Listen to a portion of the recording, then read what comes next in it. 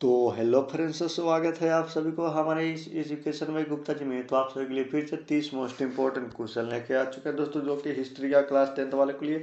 तो क्या करना है, इसको आपको सही से नोट कर लेना है। सारे बोर्ड एग्जाम में पूछे जाने वाले प्रश्न 100% बोर्ड परीक्षा में इसी में से आने वाला है। तो क्या करना है, इसको आपको सही से नोट कर लेना है। जो जो मैं क्वेश्चन बताते जाता हूँ उसको आपको सही से नोट कर लेना है। अगर उससे पहले मेरे इस चैनल पर पहली बार आए तो मेरे इस चैनल पर सब्सक्राइब और साथ में बेल आइकन दबा दीजिए, ताकि हमारा कोई भी नया वीडियो अपलोड हो तुरंत आप तक पहुंच जाए। तो चलिए बिना समय गए क्वेश्चन की ओर चलते हैं। तो आपको पहला नंबर दिया जैविक के मतलब जीवक वैध किस वंश के काल में था दोस्तों। जीवक वैध किस वंश के काल में था तो इसका राइट आंसर, एक का राइट आंसर सी हो जाएगा। हर्यक के काल में था जीवक वैध संघ। इसको आपको सही से नोट करना है। जीवक वैध हर मतलब हर्यक के वंश काल में था जीवक वैध। इसको आपको सही से नोट कर लेना है। तो चलिए अगले क्वेश्चन की ओर चलते हैं। तो आपको दूसरे नंबर में दिया किस शासक के काल में इब्न बतूता भारत आया था दोस्तों।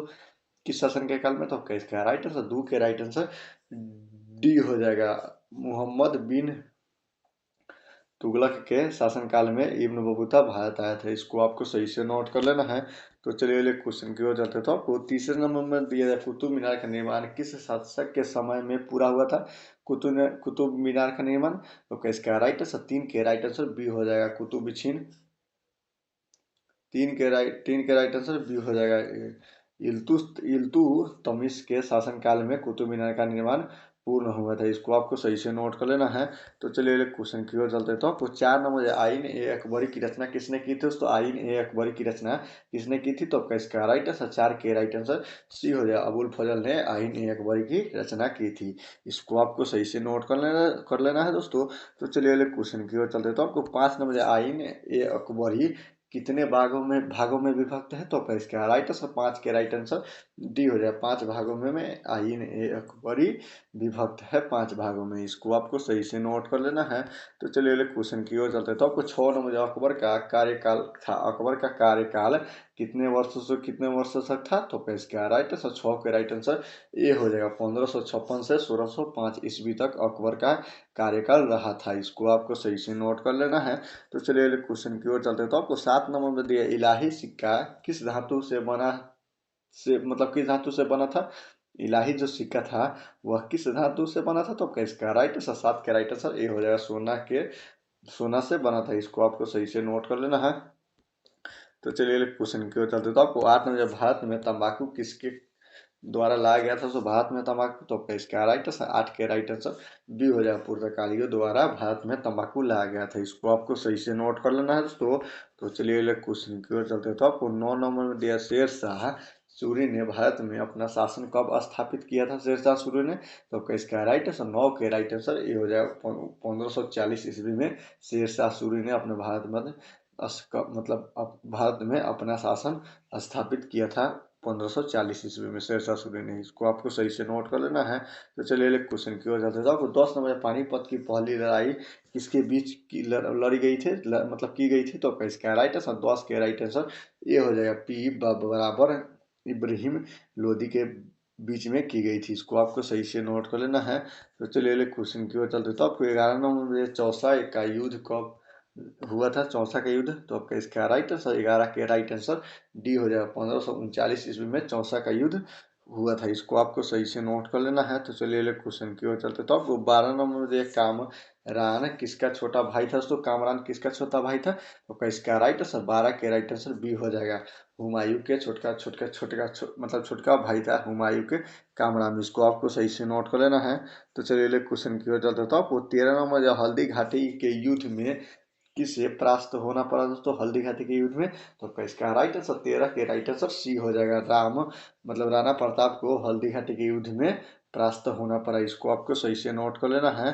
तो चलिए क्वेश्चन की ओर चलते। तो आपको 14 नंबर में दिया जा रहा है मेहरू निमसा किसका नाम था दोस्तों। मेहरू निमसा तो इसका राइट आंसर, 14 के राइट आंसर सी हो जाएगा। नूरजहां का नाम था मेहरू निमसा। इसको आपको सही से नोट कर लेना है।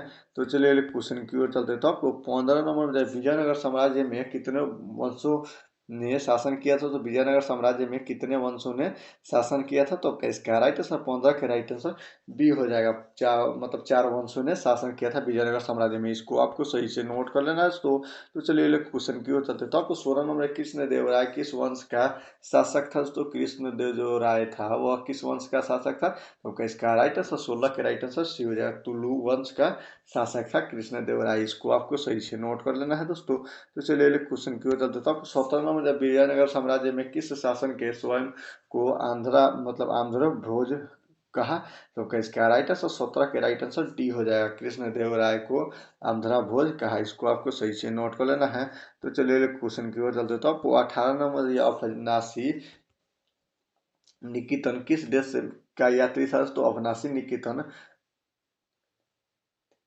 अफनासी निकितिन किस देश का यात्री था? तो इसका राइट आंसर 18 का राइट आंसर सी हो जाएगा। रूस के था अफनासी निकितन, इसको आपको सही से नोट कर लेना है दोस्तों।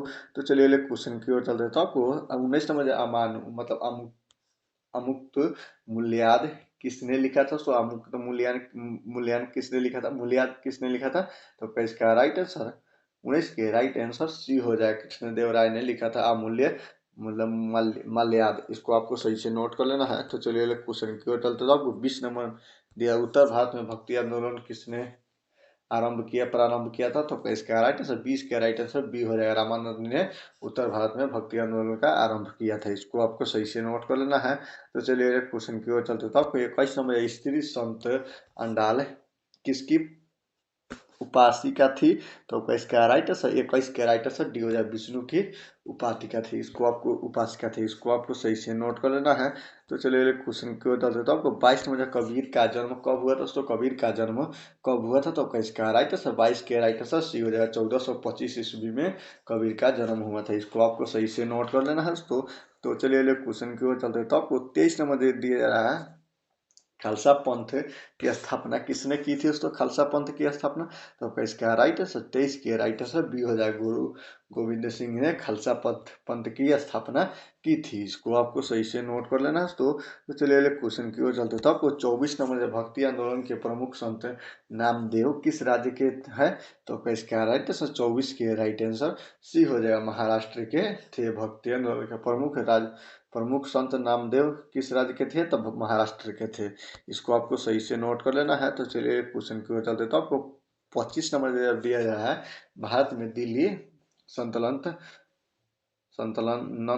की स्थापना किस वर्ष हुई थी?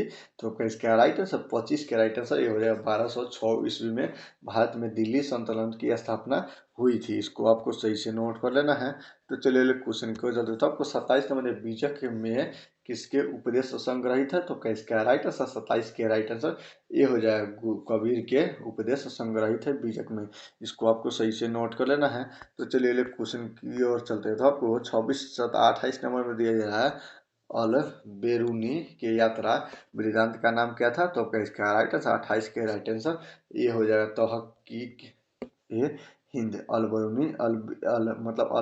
बेरूनी के यात्रा का वृतांत का नाम क्या था? तो तहकीक ए हिंद, इसको आपको सही से नोट कर लेना है। तो चलिए क्वेश्चन की ओर चलते। तो आपको 29 नंबर मार्को पोलो किस देश का रहने वाला था? तो इसका राइट आंसर 29 के राइट आंसर बी हो जाएगा। इटली के देश के रहने वाला था मार्को पोलो, इसको आपको सही से नोट कर लेना। तो चलिए क्वेश्चन की ओर चलते। तो आपको 30 नंबर मेघास्तनीज किस यात्रा राज के दरबार में आया था? उसमें मेघास्तनीज किस राज्य के दरबार में आया था? तो इसका राइट आंसर 30 के राइट आंसर ये हो जाए। चंद्रगुप्त राजा के दरबार में आया था मेघास्तनीज, इसको आपको सही से नोट कर लेना। तो उम्मीद करता हूँ कि वीडियो आप लोग के लिए अच्छा लगा हो, और अच्छा लगा हो तो वीडियो को दीजिए लाइक और चैनल का सब्सक्राइब कर लीजिए। जय हिंद, जय भारत।